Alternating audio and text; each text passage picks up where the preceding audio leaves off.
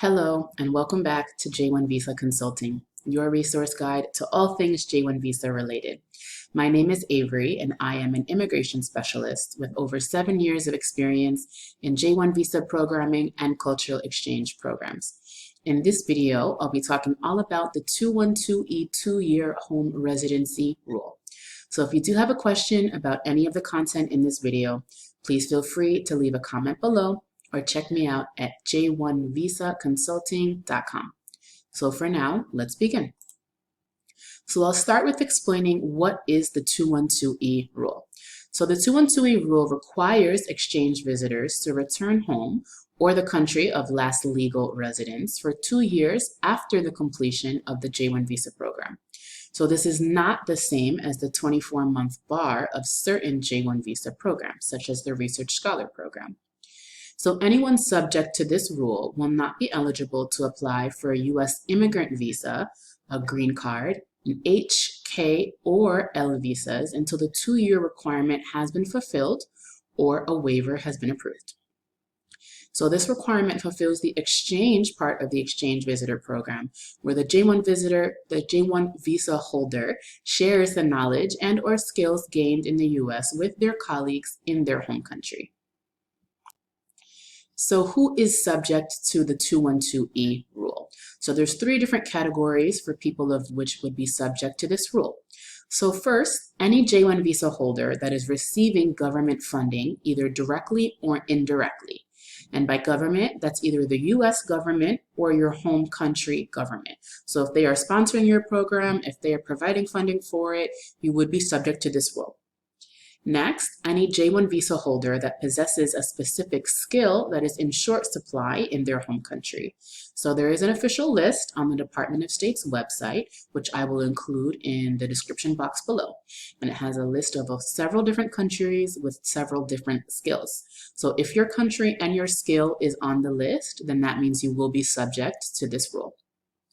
And lastly, any J1 visa holder that participates in a graduate medical education or training that is sponsored by the ECFMG, the Educational Commission for Foreign Medical Graduates.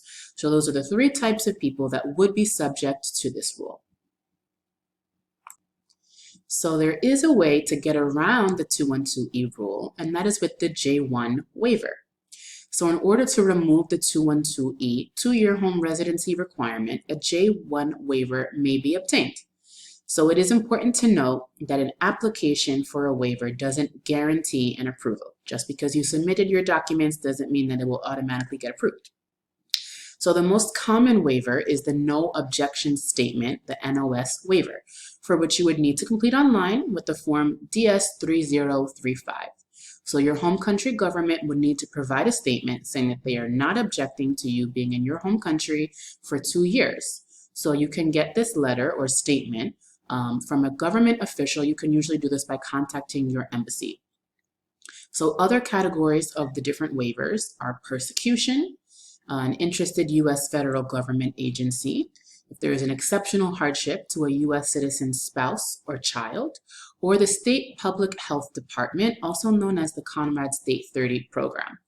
So processing time can vary from 8 to 24 weeks, depending on the waiver selected. So make sure that you start the process as early as possible before your J1 program is done, especially now during COVID, when processing times can even be longer than those listed on government websites. So finally, I have some additional important information in regards to the 212E rule. So number 1, if a J1 visa holder is subject to the rule, so is any J2 dependent, either a spouse or a child. So marriage to a U.S. citizen or legal permanent resident, green card holder, doesn't remove the 212E requirement. So if you are subject to this rule, it will be marked on either your DS 2019 form and your J1 visa in your passport. So make sure to check those forms if you're not sure if you've been subject to the rule or not.